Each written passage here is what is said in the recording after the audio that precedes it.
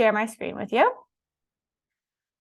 And we're talking all about thyroid health tonight. So again, this is a common concern or topic that I think is not discussed enough. A lot of women are kind of unknowingly dealing with a lot of thyroid related symptoms. And I'm not going to get too much into my story. If you follow me on Instagram, which this is really the only place I shared this was on Instagram.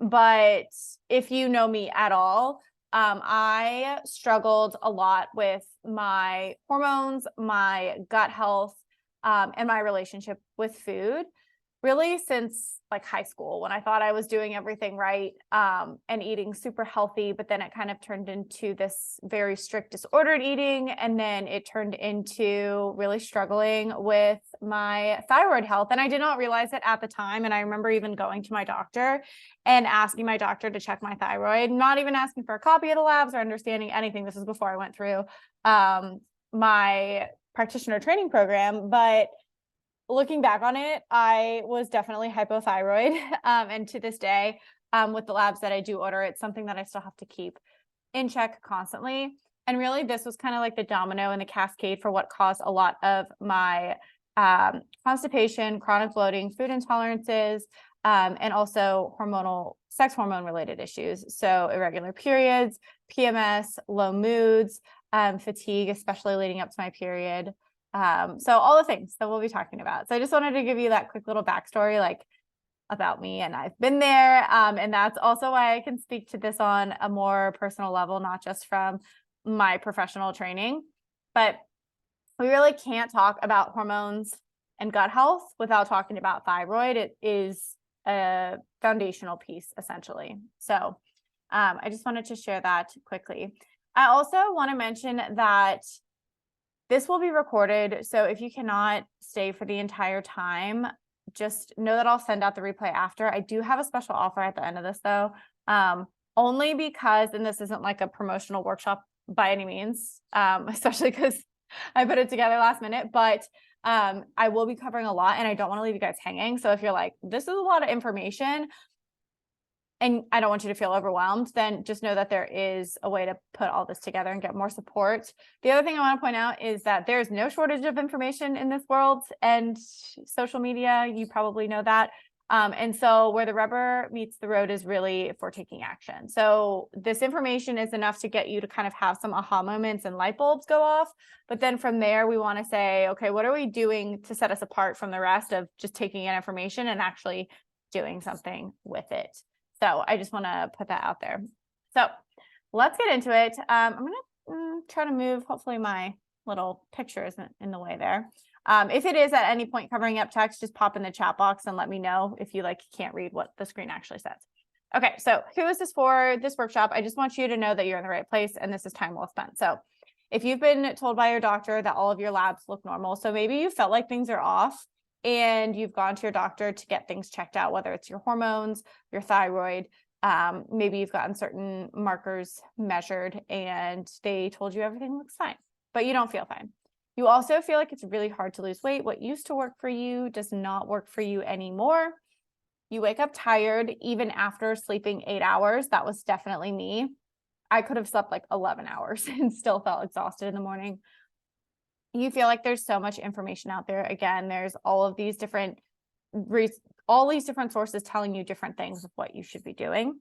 You know you should feel better for how healthy you eat. So a lot of the women that we work with actually eat healthy already, and they exercise regularly, but they're still struggling with these issues. And I'm going to talk about why that is. And also, if you're somebody who doesn't want to just count calories or macros, again, a lot of the women who we work with have been there. They understand macros, they've counted macros, or maybe that's like the only thing they know how to do and they're over it. They don't want to do it anymore. And I can tell you it's not something you actually have to do. And understanding how to count macros and calories really says nothing about your nutrition knowledge or like what is quote unquote healthy. So the ultimate goal is to have a plan that doesn't require counting or measuring really anything at all. And the other kind of like, just from a more emotional standpoint of if this is right for you, is if you want to feel good and look good, right? So it's one thing to look a certain way, and we all have those, not all have those, but it's okay to have aesthetic goals, but we also want to feel good in our body. And if you're dealing with a lot of these hypothyroid symptoms, you probably don't feel good, and that's a problem. You also want to have the energy to show up for the things that matter. So when it comes to like, why are we doing all of this stuff? Why do we prioritize our health in the first place? We understand that it's to have the energy to show up for whatever it is in your life that matters, whether that's like pursuing a career or your children, or even just like relaxing with your friends, your family, stuff like that, and not having to stress out about your capacity and how much you can stand. Sorry, there's a train going by right now. I'm right by a railroad track, but it won't last for very much longer. So hopefully that's not too loud on your end. The third thing is if you're somebody who wants to get pregnant either now or in the future, and the reason I say this is because I'm speaking to women who are in their reproductive years, and whether or not you want to get pregnant, having a healthy period and having regular ovulation is of utmost importance for our longevity, our cardiovascular health, our bone health, so many things. I could go on and on. But if you are somebody who's thinking about getting pregnant and you want to have a healthy pregnancy, then this is going to be helpful for you. If you want to have a healthy relationship with food, I always like to tie that in as well, because again, this is something that I struggled with personally. And it wasn't until I figured out what was going on in my body on a physiological level that I was able to heal my relationship with food and understand what it actually needs to be supported on that physical level. And I no longer had to have that like mental stress over food anymore. And also, if you want to put the pieces of your health together. So you're like, I feel like all these different things are going on, and it can be really overwhelming when they seem unrelated, but they're oftentimes not unrelated. They have the same underlying triggers and root causes. So if you want to put the pieces of your health together, then you are in the right place. See, the train's gone. It didn't take that long, but it's loud when it does come by. Okay, so let's just kind of cover this first and foremost, get out of the way. And I got this question on Instagram too, like what actually is your thyroid? So by definition, it's a small gland, butterfly gland at the base of your neck, and it produces thyroid hormones. And thyroid hormones help to set your metabolic pace. So when we say thyroid, I essentially think of it as being synonymous with metabolism. So thyroid, metabolism, those things go hand in hand. So if you've ever been to any of my metabolism workshops, then you probably, some of the stuff is going to sound familiar. So it helps to set your metabolic pace, and your metabolic pace is what impacts how much energy you use for all other systems. Sorry, that should say systems. So everything in your body requires energy, essentially. Production of hormone, hair, skin, nails, digestion, brain health, all those things. And so if you have a slow metabolic pace, you're going to have less energy for those other systems. It also detects changes in the environment. So the way the thyroid works, it is constantly detecting input from the environment.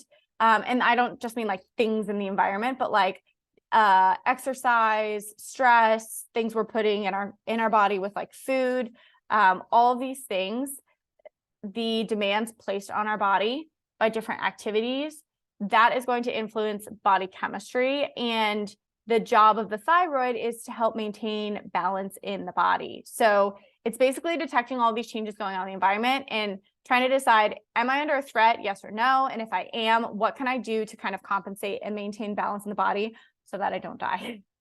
So all of that to say, your thyroid sets the pace at which your cells function. So if your thyroid is sluggish, then your cellular function is going to be sluggish.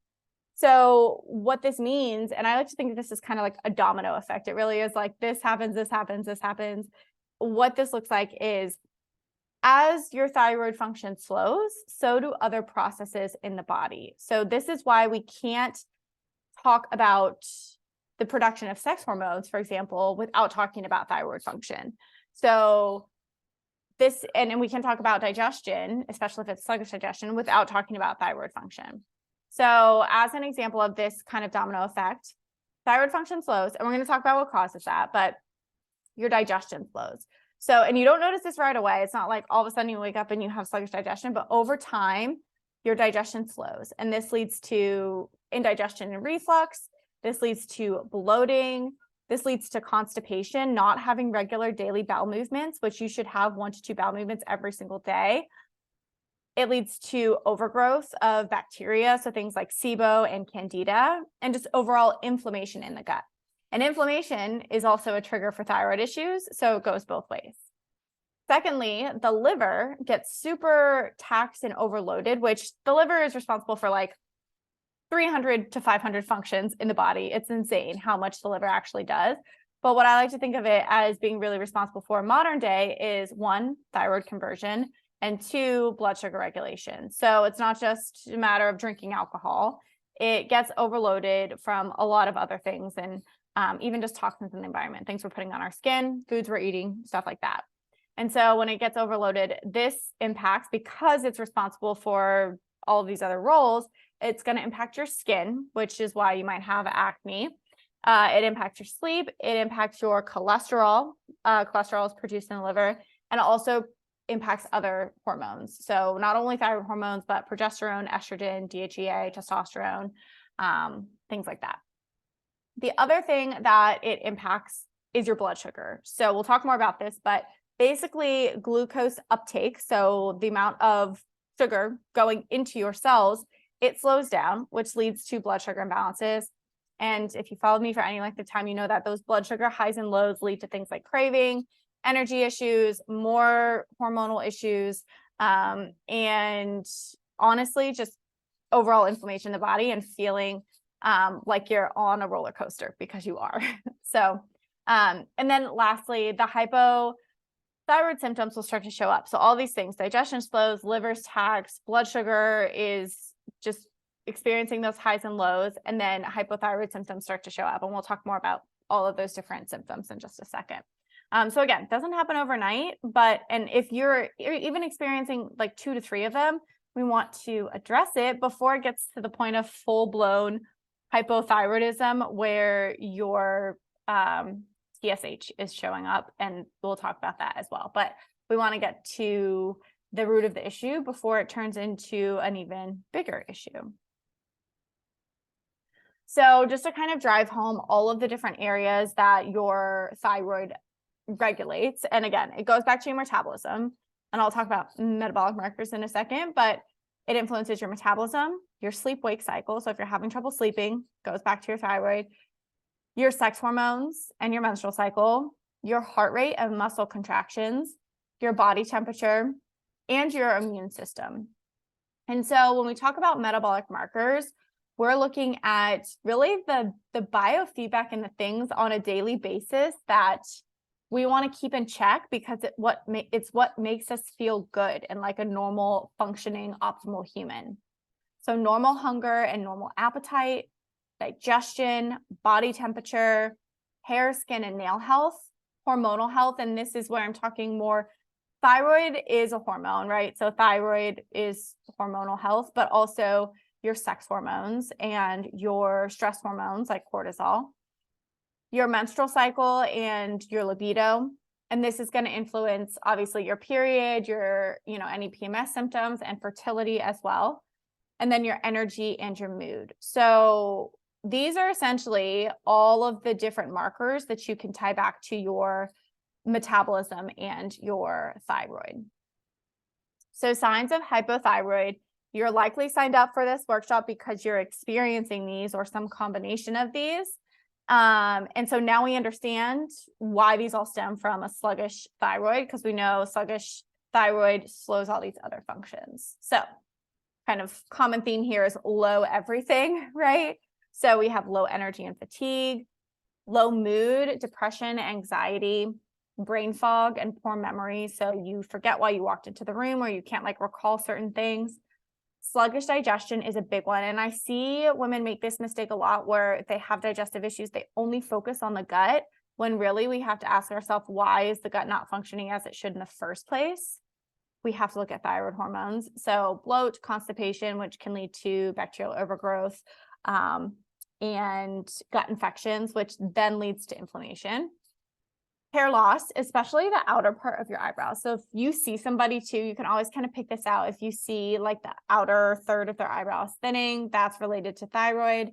PMS, heavy periods, irregular cycles, so anything related to sex hormones, estrogen and progesterone. Low libido and infertility, dry and I shouldn't say dry brittle hair, dry brittle nails. I was like, what's the word that's missing there? So dry brittle nails, dry skin, and itchy skin. That's a huge red flag. Feeling cold all the time. So body temperature is low, your hands, your feet, your nose are cold, even when everybody else is normal and warm. High cholesterol is a huge red flag, again, because of the impact that your thyroid has on your liver and the responsibility that your liver has to get rid of cholesterol and metabolize cholesterol. And then weight gain or weight loss resistance. So you feel like you can't lose weight no matter what you do. If you cut to 1,500 calories a day for a week, your weight literally does not budge. That's a huge red flag. So something I always like to point out, and I use this chart for a lot of different workshops because it's relevant to any time we're talking about hormones. And something we need to understand is that hormones influence each other, which is why you cannot address them in isolation. So if you've ever been stuck only addressing progesterone, maybe your doctor said progesterone's low, or you're only addressing thyroid hormone. And so you're going to take a thyroid med or a thyroid glandular, but you're not looking at your blood sugar hormones or your stress hormones, then you're missing the mark on how these hormones all work together. And really, blood sugar and stress is where it all starts, which is why I drive home blood sugar balance and lowering stress, building stress resilience. And there's so much that is within our control that we can do to lower stress. We'll talk about that. But understand that you really do have to treat this from the top, moving down in the way that affects these hormones, which is where we actually start to feel the symptoms, right? So like, if only we understood the blood sugar and the stress symptoms first, then we wouldn't have to deal with the thyroid and the sex hormone symptoms. But a lot of us are kind of already down to this bottom part of the pyramid. So I want to touch on this because I hear it all of the time, even just on free consults where someone's explaining to me all of the symptoms they're experiencing. And I'm like, definitely thyroid. We definitely need to support this area. But they say they've had their thyroid checked and everything came back normal. And you might have quote unquote normal thyroid labs, but still experience hypothyroid because of a different issue that's happening. But first, I want to talk about understanding your labs. And this is why I think at the end of the day, you have to be your own best health advocate. If you're asking your doctor for labs, you need to ask them for a copy of your labs. Better yet, you can work with practitioners like us who will order these labs for you and be very specific and detailed as to what to order. And we can look at those labs together and you can obviously see those numbers for yourself as well. But whenever we ask our doctor to check our thyroid, usually they're just measuring TSH, which isn't even a thyroid hormone. It's a thyroid stimulating hormone made by your pituitary gland. So it's technically a pituitary hormone. And it tells your thyroid that it needs to make more thyroid hormone. So it is like the last stop on the train. If TSH is off, then things have been off with your thyroid for a long time. So we don't want to wait for it to get to that point. We want to look at like what's going on below that or before that. So you get TSH and you get maybe T4 measured. And if those numbers look okay, then your doctor's going to say everything's fine. The other consideration is what's normal versus what's optimal. So the quote unquote normal range is based on a very unhealthy population. It's going to be from, we'll use TSH as an example, but 0.5 all the way to 5.0. Optimal is going to be like between 1 and 2.5. So it's such a narrow range where you're feeling really good. If you're at 4.5, you could feel like absolute crap. And according to the optimal ranges, that's going to be out of range. So we would flag that. So this is where it's helpful to see what your actual numbers are instead of just going off of the range based on a very sick, unhealthy population of people who feel like crap on a regular basis, to put it very bluntly. So we want to look at optimal. We're above average. We want to get into that optimal range. So that's another issue with seeing that your labs are quote unquote normal. So what we want to get is a full thyroid panel.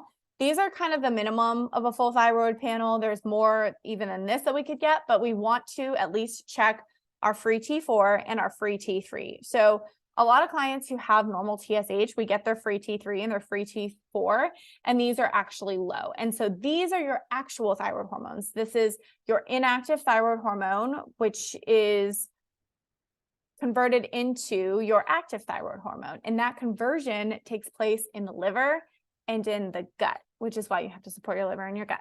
We'll talk about that too. I feel like I keep saying that, but free T4 and free T3, we want to get those measured as well. And we want them to be in optimal ranges, not just normal ranges. So optimal and then normal, if you see my hand motion there. And then we want to look at reverse T3.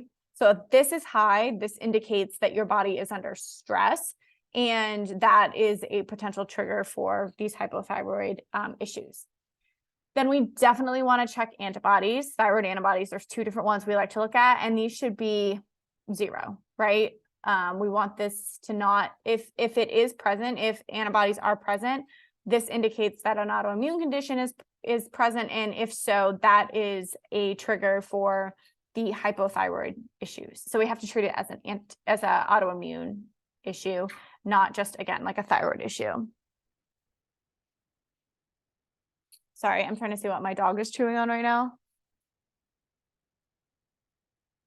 Give me one sec, sorry.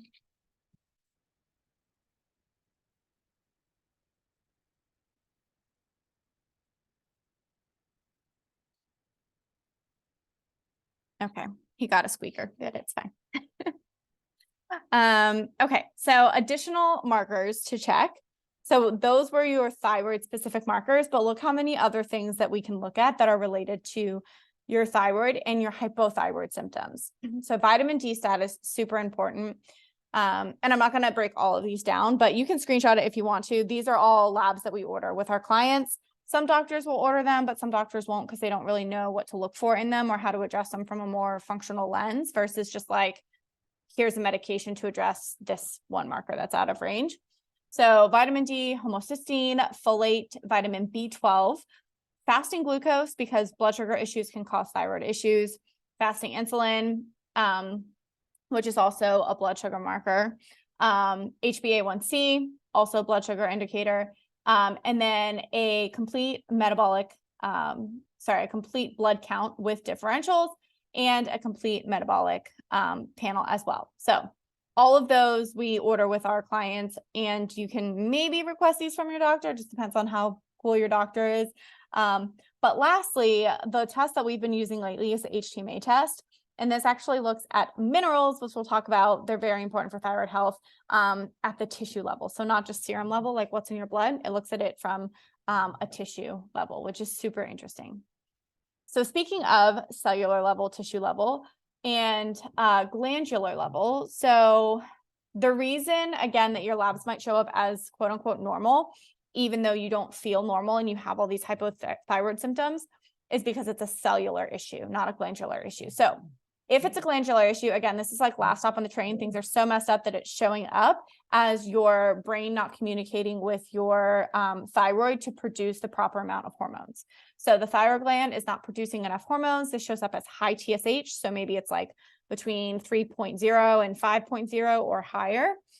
And then low, or it could be normal T4, but T4 might be normal. So that's like the very conventional kind of let's check our boxes off for thyroid health.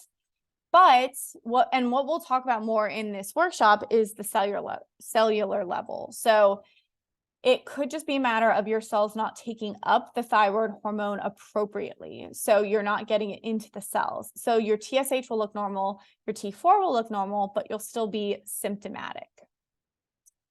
And the bottom line here is that you should not have to wait for your thyroid to stop functioning, that glandular level. You don't want to wait for it to stop functioning to do something about it. You can do something about it now, which is super cool. You just need the right information and the right tools.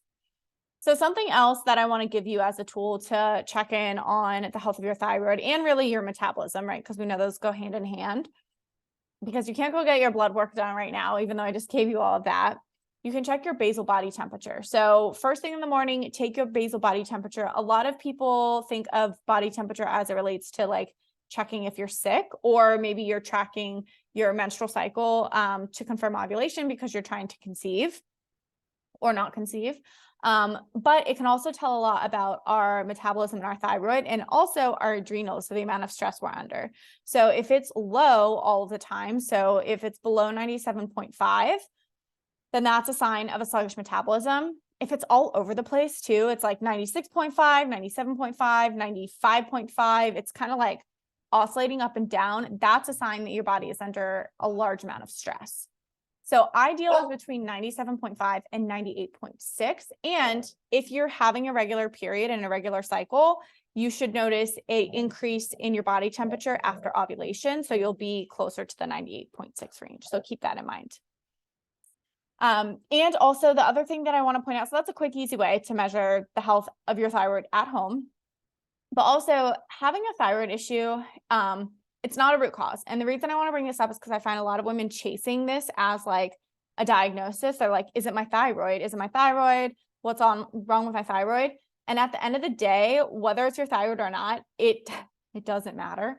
I can't say that because this is the thyroid workshop, but it's not a root cause. So just fixing your thyroid isn't going to like magically fix all these other things. It's really your body's check engine light. It's your body's way of saying, there's something else going on in my body. And so we have to figure out what that is, and we have to address the areas that could be causing whatever that deeper issue is.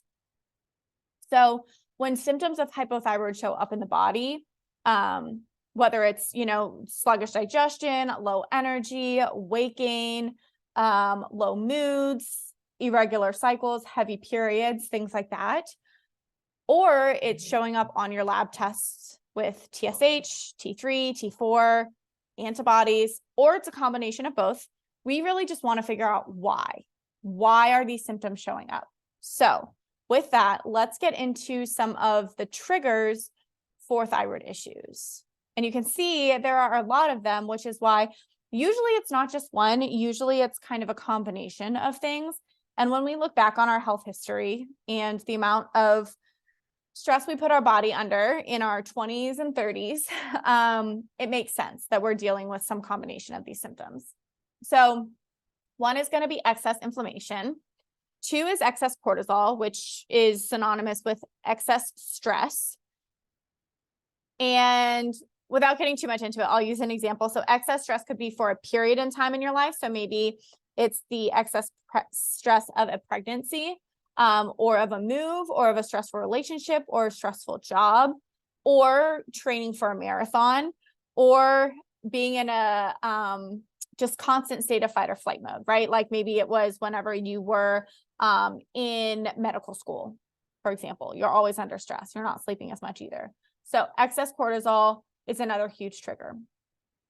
Under eating and undernourishment, this is probably the most common trigger and one of the easiest ones to start to address for women. So this was the one for me, especially. So I was dealing with under eating. I was around like 1,600 calories a day, and combined that with the excess stress of exercising, going for 5-mile runs every single day. Gut imbalances is another big one. So maybe you're dealing with a gut infection or dysbiosis, and this can come from a lot of different areas. But if you have chronic gut imbalances, this can lead to stress in the body and can lead to thyroid issues. And then kind of add fuel to the fire and put it into this like ongoing feedback loop, the thyroid issues will then cause more gut imbalances. Other hormone imbalances can also cause thyroid issues.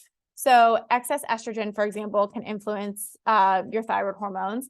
And we usually see this combo quite frequently. So excess estrogen, low progesterone, low DHEA, and hypothyroid. So we want to make sure that we're looking at those sex hormones at the same time.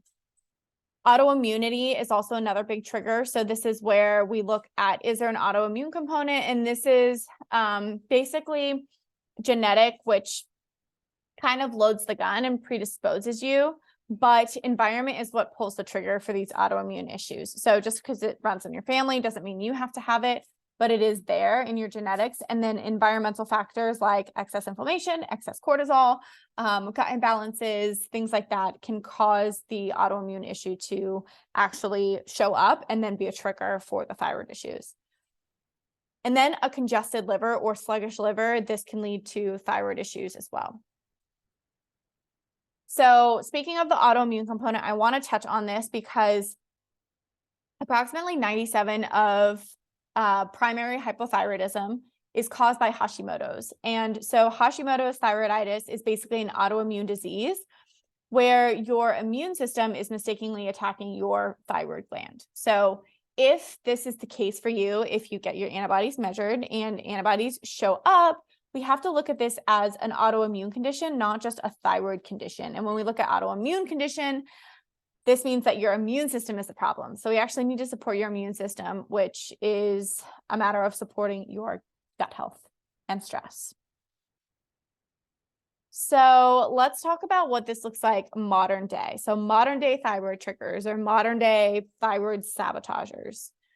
First and foremost, chronically dieting. So low calorie, low carb, low fat, low protein. If you have thyroid issues and you're in a low calorie or calorie deficit, this is going to add fuel to the fire. And then ironically, it makes it even harder to lose weight, which is what you're trying to do in the first place.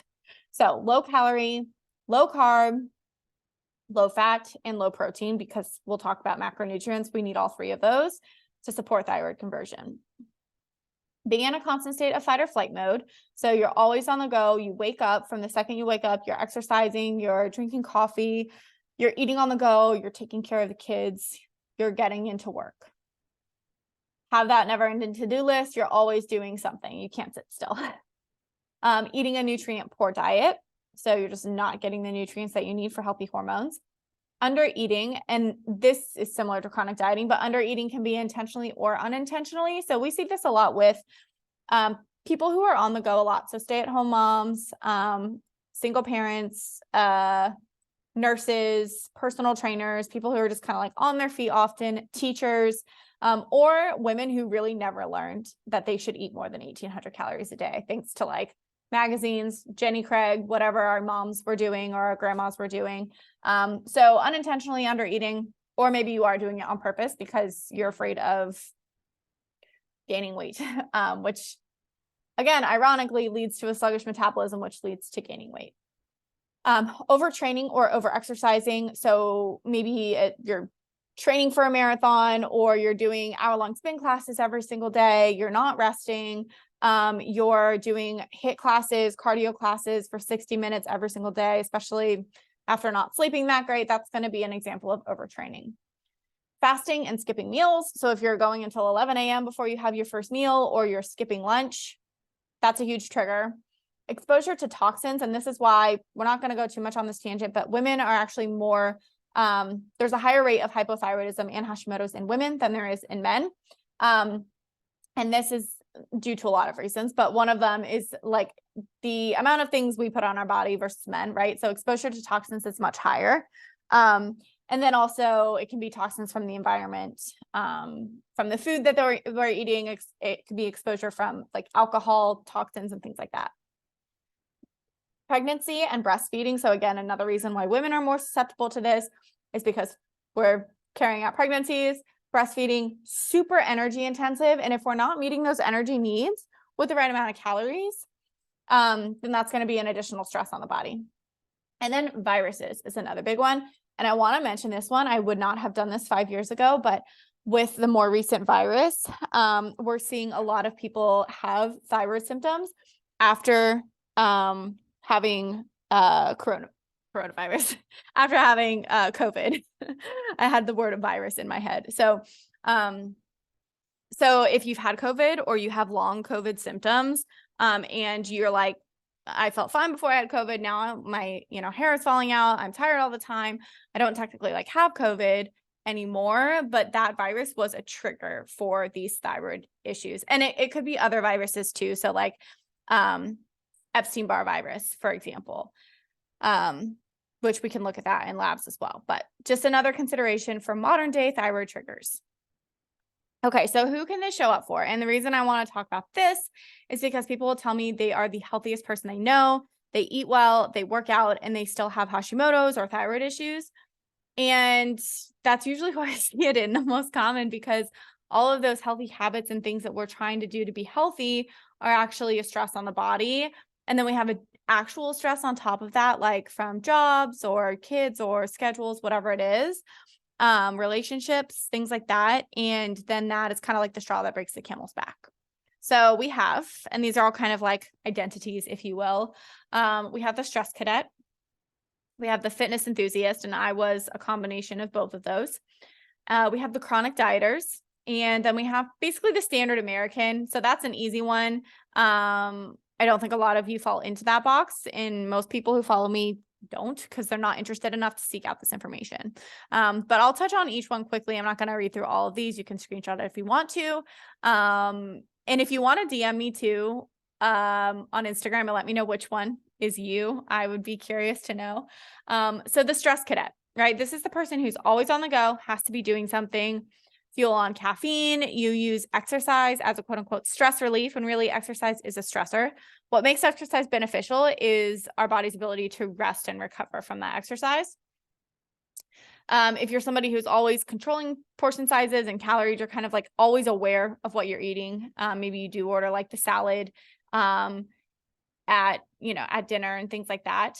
Maybe you have an active job or lifestyle. So you're a trainer, a nurse, a teacher. You're somebody who eats on the go because, you just don't have time to sit down and eat. You're a type A perfectionist. Also always researching health information. This is an interesting one. And I think we kind of overlook it, but if we're somebody who's always looking up things about our health, this can add a mental stressor for sure. If you're somebody who steps on the scale daily and weekly, maybe it's out of habit, but it also elicits a stress response in the body when we're doing that. And also determining if you're good or bad based on your food and your exercise decisions. So you're kind of like, and this sort of will fall into the diet category, the dieter as well. But if you always kind of stress or think about that, and maybe you find yourself like so stressed out that you have 5 cookies and then you're like, oh my gosh, I had 5 cookies, so I'm bad. And like, I'll, get my act together tomorrow, that sort of mentality. So the stress cadet. And then we have the fitness enthusiast. And this is where we look at people who are quote unquote super healthy, but then they have these thyroid issues. And it's like, well, they eat really clean and they work out a lot. Like, I don't understand. And it's not eating clean and working out that will support your thyroid, right? It's keeping stress in the body low, and supporting those other areas I talked about, like your gut and your liver, and really making sure you're eating enough, which we'll talk about that in the nutrition section. So the fitness enthusiast eats super clean. Maybe you're doing 6 small meals a day, which is not ideal meal timing for your thyroid. You work out every single day. You're doing cardio and strength training. Lots of chicken breast, lots of fiber, kind of fitting into that category of like quote unquote clean eating. Focusing on low calorie meals, exercising even after poor night's sleep. So the whole mantra of like, never skip a workout or whatever it is.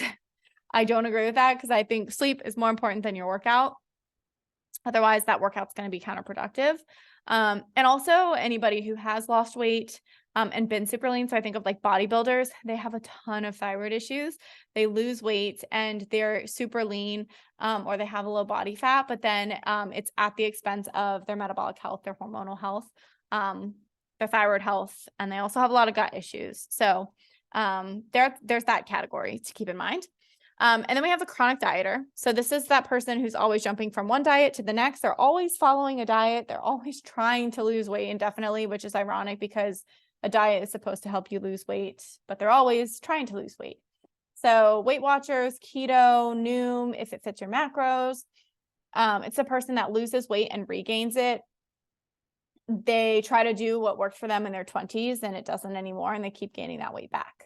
Every time you lose weight and regain it, that's going to be more taxing on your metabolism. Somebody who thrives on food rules, like you have to have black and white food rules, a diet list, counting points, counting calories, whatever it is. You're either on track or you're off track. There's never like just a steady balance and in between of like living this lifestyle that doesn't seem extreme. And somebody also who schedules cheat days or cheat meals. Big red flag there. And then lastly, the standard American, which you might know somebody else who falls into this category, but if it's somebody who eats fast food a lot, just a nutrient poor diet, you're really not getting the right amount of nutrients that you need for thyroid health.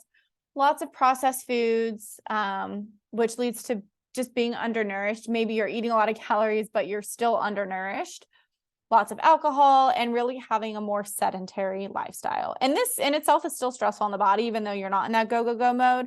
This is going to be synonymous with a lot of inflammation and a lot of stress on the body.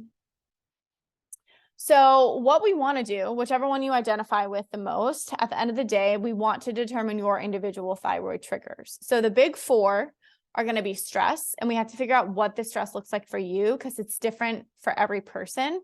And the people who are good at handling stress, so that stress cadet, usually is unaware that their body is under stress. They thrive on that. So we have to actually pinpoint and identify what the stressors are that are causing this compensation and this change in your body to take place.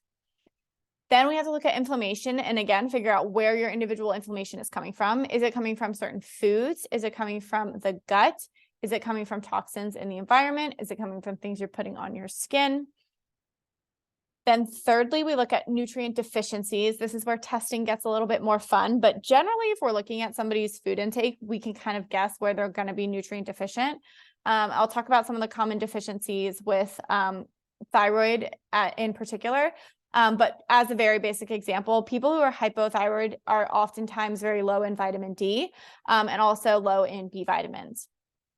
And that could come from just not getting enough sunlight and maybe restricting like quality red meat or animal proteins. Or it could come from having chronic gut issues where your body just can't actually break down and absorb any of the nutrients that you're eating from your food to begin with. And no, supplements do not count. If you take a B vitamin supplement or a vitamin D supplement, we still at the end of the day need to figure out how can we naturally absorb those most bioavailable forms from our food. And then gut imbalances. That's the other huge trigger. If you have gut imbalances, maybe you have digestive issues, maybe you don't. It's still worth evaluating. Usually you will have gut issues if you are hypothyroid. And so if you're not pooping every day, if you're bloated, if you're sitting on the toilet for, 20 minutes to go to the bathroom, if you have reflux or food intolerances, you feel like you can't eat certain foods, all of those point to gut imbalances. Okay, so we've kind of gone over so far what the thyroid is, what it's responsible for, why it's important, how to measure your metabolism with labs and also at home with basal body temperature, and also how to measure it with just the symptoms. So from that symptom standpoint, which ones, how many are you struggling with? And then we talked about who this can show up for and why. So what are those different types of people who this can show up for and what are your individual triggers? Is it stress? Is it inflammation? Is it gut imbalances? Or is it nutrient deficiencies? Or is it a combination of both, which usually it is? So now we're going to talk about what to do. So I want to try to get through this as fast as possible so I don't go over the hour. And again, I'll send out the replay for this too. So if you can't make it to the end, don't sweat it. Okay, but first, what not to do. So if we know what not to do, that'll save us a lot of time and energy. And these are the things that I see a lot of women resort to in the first place because they want to lose weight or because their doctor tells them that they need to. So the name of the game when it comes to thyroid health is we want to avoid extremes. If it sounds extreme, then it's probably not going to help you in the long term. So elimination diets is a big one, including AIP, so autoimmune paleo, which people will do that if they see that it's Hashimoto's or any autoimmune related condition. But because stress is a trigger for autoimmunity, our goal first and foremost should be lowering stress in the body. That's not to say there aren't certain foods that you should or could remove, but it doesn't have to be as restrictive as we're making it. So the goal should be eliminating the least amount of foods so that we can still be getting the amount of calories that we need and the vitamins and the minerals that we need for thyroid health. And then low carb. So carbohydrates are really important for the conversion of thyroid hormones from inactive to active. And so we need to make sure that we're getting the right amount of carbs. Again, low carb is recommended for losing weight. And so a lot of people resort to that. But we want to find that good balance of nutrient dense carbs. Intermittent fasting, again, an extreme that's putting the body under stress. And then high intensity workouts. So 60-minute workouts. If you feel tired after a workout, that's a red flag. You should feel better after a workout. You should have energy to do normal things during the day. Also, if you're, going for long runs or training for like an endurance event, marathon, things like that, that's going to be more extreme and stressful on the body. So we want to find a good balance with our exercise and a movement. We want to exercise, but we want to do it in a way that's not stressful. So we're building muscle with strength training, and then we're allowing time for proper recovery and nourishment from food as well. So how to improve thyroid function. So that's what not to do. We don't want to go to extremes. When we're talking about thyroid health, we have to look at the body as a whole, not just the thyroid. Hopefully I've kind of drove home that point a few times by now. But what we really want to focus on is looking at the entire body. So these are the 3 key areas that I really like to look at supporting. And these are most important whenever it comes to supporting overall thyroid health. So 3 key areas to support. We want to look at the gut health, the liver health, and stress and adrenals. So we cannot do anything with the thyroid if we're not addressing these 3 key areas. And honestly, I could do an entire workshop on each one of these on their own. So we're not going to get into the nitty-gritty details of them, but know that these are the important areas to support. And we give our clients a lot of tools for these. And if we were working together, we would figure out which one we might need to focus on first and in what order. So with the gut health, with the liver health, with the stress and adrenals, we want to look at specific supplements. We also want to look at specific foods. And we also have to look at just daily habits and routines. All of those will play a role in these areas. Give me 1 second. My dog, for the first time ever, has decided to eat the dirt out of one of my plants. So I'm going to make sure that he doesn't choke on that.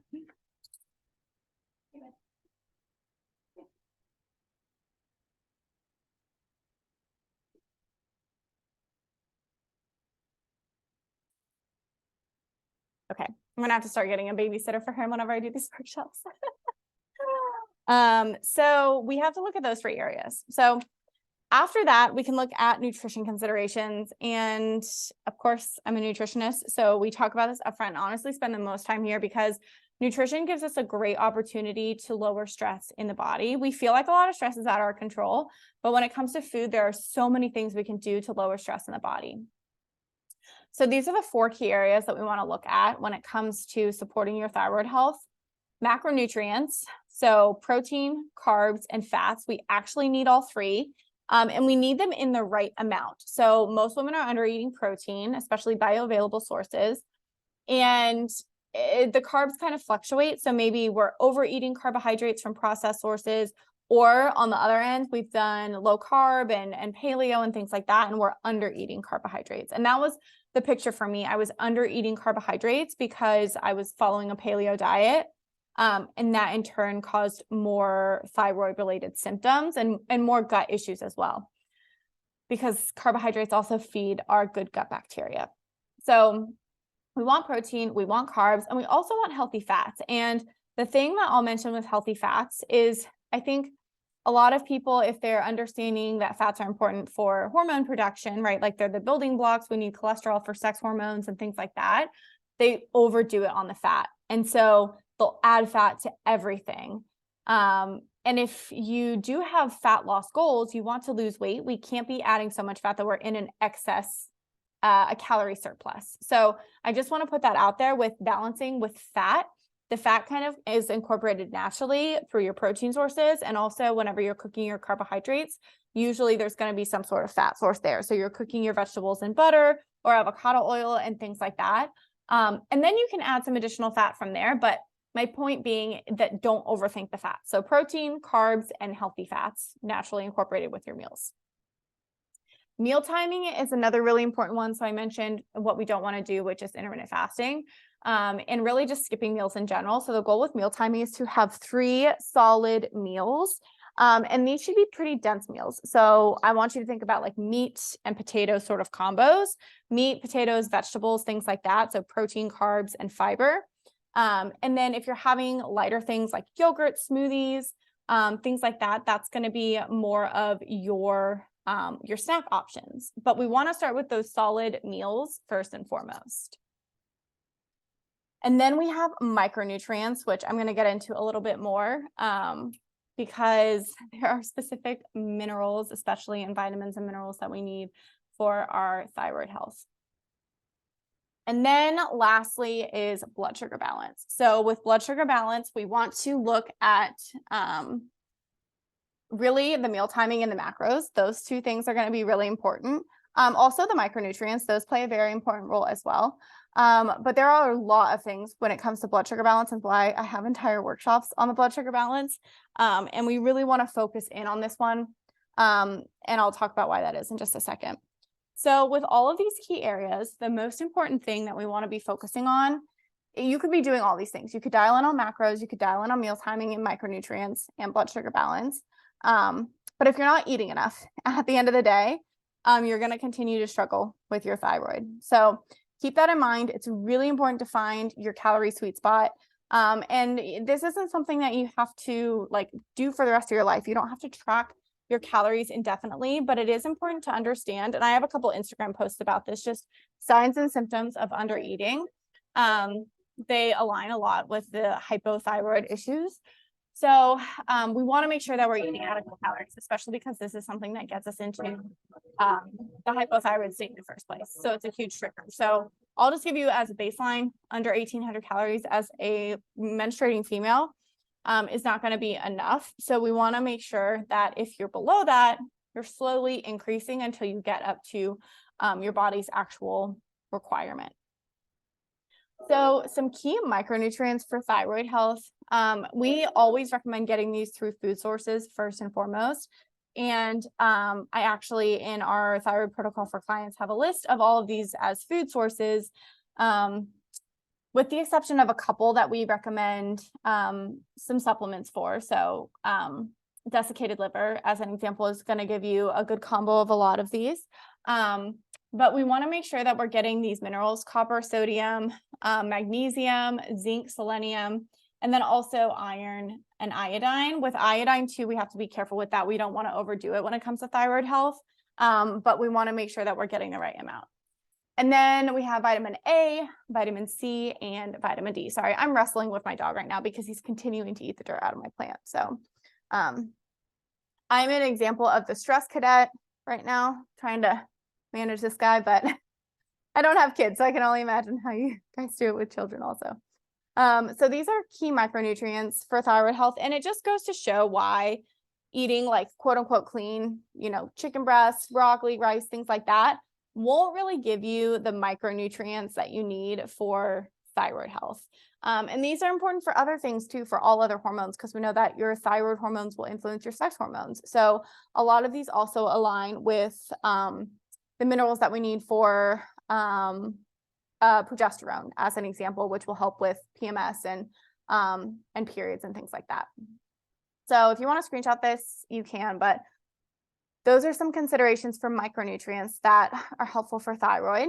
And then I just want to tie this back to the blood sugar piece, because blood sugar, cortisol, which is your stress hormone, and your thyroid all go hand in hand. So this process, basically what happens is blood sugar, whenever it drops, which if you're not eating enough protein, if you're skipping meals, if you are going too low carb, your blood sugar drops, right? And then cortisol, your stress hormone, is releasing. So without you even like maybe feeling stressed, just because your blood sugar drops, cortisol increases. And when cortisol increases, this signals to your body to increase blood sugar. So blood sugar increases, and then insulin, which is your storage hormone, releases as a result.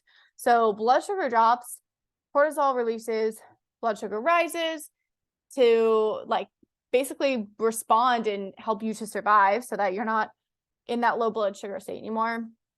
And then insulin releases as a result. So this kind of domino effect really looks like blood sugar issues. If you have blood sugar issues, this is going to trigger a stress response.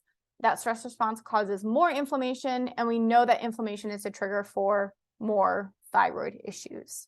So you can see how it all is connected. And the other reason I like to bring all of this up is because you can be taking all the supplements and maybe even certain medications. They can be helpful, but it's going to be hard to see the benefits if you're not addressing these nutrition foundations in the first place. So you have to do those nutrition foundations regardless. And really the goal with the nutrition foundations is to lower stress in the body and to give your body the minerals, the micronutrients, the vitamins, and the macronutrients, the protein, carbs, and fats that it needs to function properly. Okay, we're gonna skip over that because it's gonna be a lot. So I'm gonna give you your action plan. So we kind of know what to do from a nutrition perspective, but how can we actually start to put all this together? So this is your action plan. This is what I would help you to customize, right? So you don't have to do this all on your own.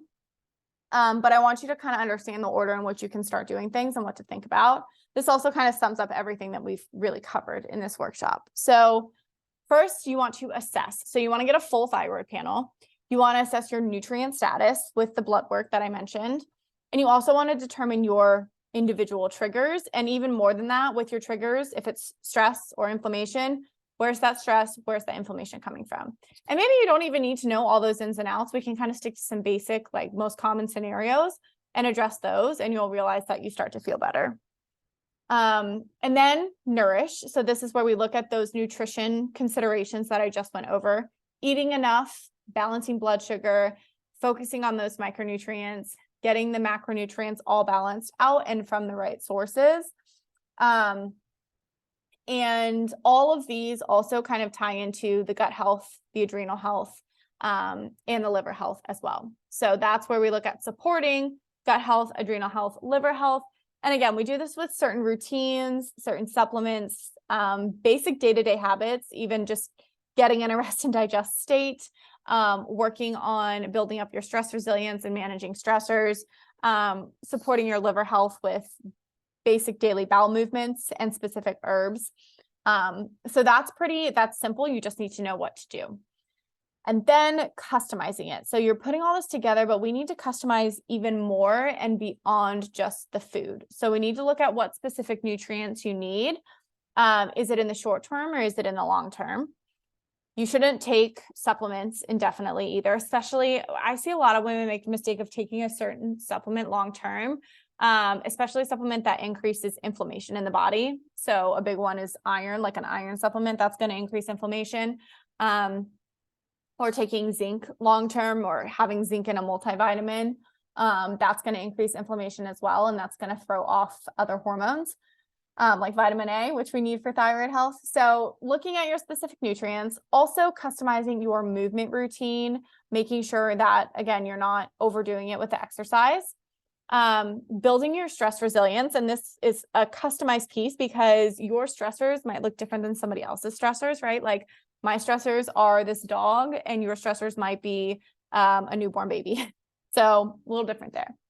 And then your sleep schedule, also something that we want to customize. And we also like to look at light and dark exposure with that as well, supporting your circadian rhythms. And this is something, if you have not grabbed this yet, DM me so I can send it to you. This goes through a checklist kind of evaluating your diet history and different triggers, and also more of these metabolic markers and a complete hormone assessment. So not only your thyroid hormones, but also your sex hormones as well.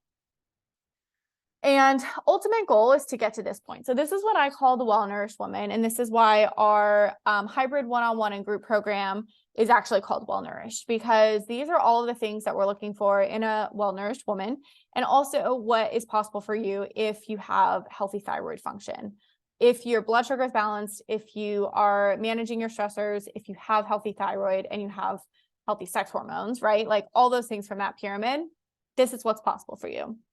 So just take note of this. You can screenshot it if you want to. The big ones and kind of what drives me to like live this way, eat this way, all of that stuff, nourish my body, is to have steady energy, to have good sleep as well. Nothing is worse than getting in bed and like staying awake for a couple hours or waking up at 2 a.m. Having strong and healthy hair, skin, nails, clear and healthy skin, maintaining my weight without dieting or thinking about it. I don't even think about it. I just know what to do in terms of food and exercise without overthinking it. Good digestion without bloating or reflux or indigestion, having regular daily bowel movements, and knowing what to do if I don't, right? Like it's a matter of having those tools if things do get off. Having happy, positive moods, normal periods without PMS. It doesn't like derail my week. and all these things. Strong immune system, recovers easily from workouts, not thinking about food all the time. Lots of benefits to being a well-nourished woman, but those are kind of the top ones for me, and you can just keep in mind what the top ones for you are. So I know I went through that fast. I wanted to make sure that I covered it all within the hour. So what I want to go over now is just how to get more support. So if you're like, okay, this all sounds great. And even just, again, having the information and the clarity up front, I think is a step in the right direction. So if you want to take that 4-step action plan and work through it together, what I have to offer you is basically this container within the Well Nourished program. So you'll get a one-on-one intake session with me. So that's 60 minutes. And from that, I'll give you a customized protocol. So literally exactly what to do, where we're starting, broken down to the T, with your entire day, what it looks like, and what we're actually focusing on implementing. And then from there, you get 12 weeks of support. And this is where you can book one-on-one sessions with me, or you can just message me and we can chat through Practice Better. And then also starting May 15th, we're doing kind of a cohort group of bi-weekly coaching calls. So every other week we have group coaching calls where we come on like this. My dog will not be in attendance because we don't need that distraction, but you'll be able to ask me questions, individual questions. And the great thing about this is because people are in different areas, like maybe somebody is really working on supporting their gut health, and somebody else is trying to figure out how many calories they need to be eating or if they're eating enough protein. So we can ask those questions and it benefits everybody. But this is only open to 5 women. So this kind of cohort group is for 5 women. I just want to keep it smaller, but we're all going through the same thing with the same goals at the same time. So it's nice to have that community aspect. And then since you came to this workshop and you're here live, I want to give you this special offer up until Friday. So this whole program that I mentioned, the one-on-one intake session, getting that customized protocol, broken all the way down to like what you're eating, supplements, what your day looks like, all that stuff, 12 weeks of support, and those bi-weekly group coaching calls. So that is $1,997, which I'll just say, like, our regular 6-month package is $3,000. So this is 12 weeks of support for $1,997. And I have this really awesome course called Metabolism Renewal that is jam-packed with information. I never really talk about it. I don't promote it a lot, but I want to include it, full access to it, if you decide to sign up before Friday. I'm gonna share those details in just a second. And if you really like the Metabolism Renewal course and you just want that, let me know. But I think the one-on-one support would also be really beneficial for you. So you can save this link if you want to actually book a call with me. We can talk about it more. bit.ly/Megan Strategy. But the Metabolism Renewal course is essentially, so it's normally $497, but I'm including it up until, again, this Friday if you sign up. And it is jam-packed with all of these lessons around metabolism fundamentals, so essentially thyroid fundamentals, because we know those go hand in hand. I give you video lessons and handouts on how to measure your metabolism, how to fuel your metabolism. So that's essentially the nutrition component, exactly what to eat, when to eat, meal timing, stuff like that. How to build your meals, so how to customize your protein, your carbs, your fats, your calories. And then there's also an entire section for workouts. So you actually have workout program in there as well. And also recommendation for other programs that I really like that focus on what I call cortisol conscious workouts. So working out in a way that doesn't add additional stress to your thyroid. And then there's an entire module on kind of the lifestyle component with stress and with sleep.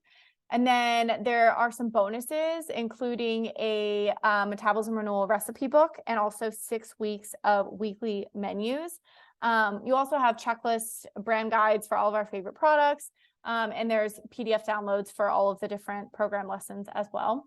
So lots of things are included in that course. And it's meant to be self-paced, but you'll have access to it. And we can go over anything that you are learning from that course in our actual one-on-one check-ins as well. So you'll kind of have that like course and curriculum and handouts to go through in addition to the customized support that you're getting from me. So if you have questions about any of that, you can DM me on Instagram, because I know all of you have my, you all follow me there.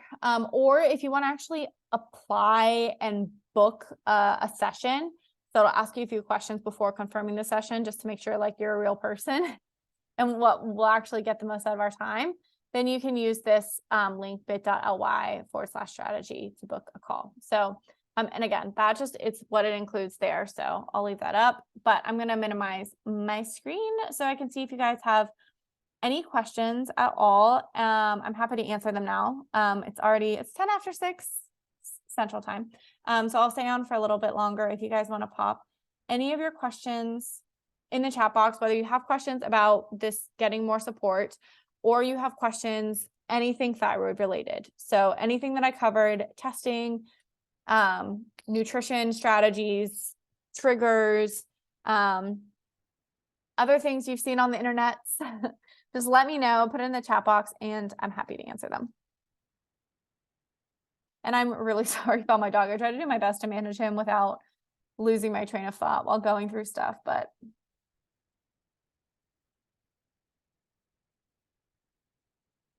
I'm curious if any of you had like an aha moment too, like maybe around you're experiencing a lot of these hypothyroid symptoms and you're kind of realizing what some triggers might be. Or I'm interested in knowing if you've been diagnosed with thyroid issues or you suspect you have thyroid issues. So if you've been diagnosed, you put a D in the chat box. If you suspect, then put an S. You're like, I think I do, but I'm not quite sure what's going on. Also, Rachel, I'm glad you're a dog person and you understand. So a greyhound and a lab sounds like a handful. So yes, it is possible to reverse and / prevent hypothyroidism, even if it's autoimmune. Again, autoimmune is just one of the triggers. So we can do a lot to lower those thyroid antibodies. And also to reverse or prevent, we look at what's triggering it in the first place. So essentially what I went over in this workshop, that's what you're going to do to reverse and prevent those hypothyroidism symptoms. If you look at what the trigger is, we want to essentially address those triggers and support the gut, support the adrenals, and support the liver. And that'll help tremendously. And I can say for me, so my thyroid symptoms showed up as I was a very low T3 and T4. It wasn't autoimmune related, but T3 and T4, and had a lot of mineral deficiencies. So by replenishing those minerals and focusing on the nutrient dense food aspect, and then also supporting my adrenals a little bit more, which is where sleeping more and figuring out my workout routine and stuff really came into play. A lot of that was helpful, and that helped to improve my numbers. And my thoughts on when there's a strong family history, yes, there's that genetic component, but there's still the lifestyle and environmental component. So when we look at all of those family members, we can look to see like, what are their daily habits like that? Like, are they the stress cadet, the standard American, the chronic dieter, the fitness enthusiast? And when we look at those things, it's like there is potentially a lot of room for prevention or improvement in those symptoms as well, if they knew what to do and they had the right tools, and maybe even just focused on balancing blood sugar a little bit more, getting more adequate protein, or adding in some mineral rich foods, things like that, rather than again waiting for it to get to the point where TSH is so high and the thyroid isn't functioning properly. Like, there are so many things preceding that actual event that we could have addressed before it got to that point of being diagnosed. So hopefully that makes sense in the way that I'm explaining it. And it goes that way with so many things where it's like, I feel like people use like it runs in the family as not an excuse, right? Because anybody who we work with too, they are so proactive about their health and they want to do everything that they can to improve it. But it's kind of like we feel as though we're destined to whatever it is if our family members dealt with it. And I see this a lot with PCOS too. So it's like my sister had PCOS, my mom had PCOS. And while that could be true, there's also a lot that they could have also done to help prevented or alleviate those symptoms if they just had better knowledge and tools to support their hormones and to keep their hormones in balance by lowering stress on the body and actually focusing on nourishment, not deprivation or counting calories, restricting calories, eating processed foods, stuff like that. And yeah, you do. I'm glad you have the opportunity to actually stay ahead of it and be more proactive. And I mean, I think it's something like 1 in 5, or maybe it's 1 in 8 women in their reproductive years are diagnosed with hypothyroidism. And then over, I think it was 90% of those diagnoses, it's autoimmune related. So it's Hashimoto's. So obviously just because it's common doesn't mean it's normal, but it definitely is a thing for a lot of people. I was on a trip this last weekend with like 10 of my girlfriends, and one of them was diagnosed with Hashimoto's, and her doctor was like playing around with medications for her to help her symptoms. And the other one, she was complaining to me about symptoms that all sounded hypothyroid, right? So it's a perfect example of like 1 in 10 being diagnosed, and then another one having the symptoms and not knowing what was going on, not being diagnosed. So very common. And the more you look around too, it's super interesting whenever you hear people say like, oh, I'm cold all the time, or like, yeah, I'm losing a lot of hair, or yeah, I'm like going low carb and I can't lose weight. It's like we start to see all of these things from all the different directions. And yeah, that's because, again, those triggers, those common triggers, those top 4 are so prevalent in today's day and age and lifestyle.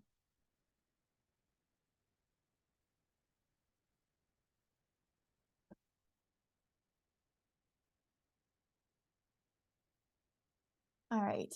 Any other questions? And I'll send out this replay if you want to go back and take any notes. And if you also know somebody who needs to hear this information, you can send them the replay link. And that cohort that starts on May 15th too, again, open to 5 women, they're also welcome to join in on that. And if you want to get that, you know, one-on-one intake session and customized protocol and everything, you can just DM me on Instagram, or you can respond to the email I'll send out after this with the replay. So Kimberly, I'm glad that you found this helpful. I'm glad you were able to make it. All right, I'm going to jump off now. I'm going to go make myself some dinner. So I hope you guys enjoy the rest of your evening. And if you need anything, just let me know. You can, again, DM me on Instagram. We can chat that way. And then Rachel, obviously, you can always message me through Practice Better. And let Steph know also if you have any questions. But yeah, thanks guys for coming, and I will talk to you later. Bye.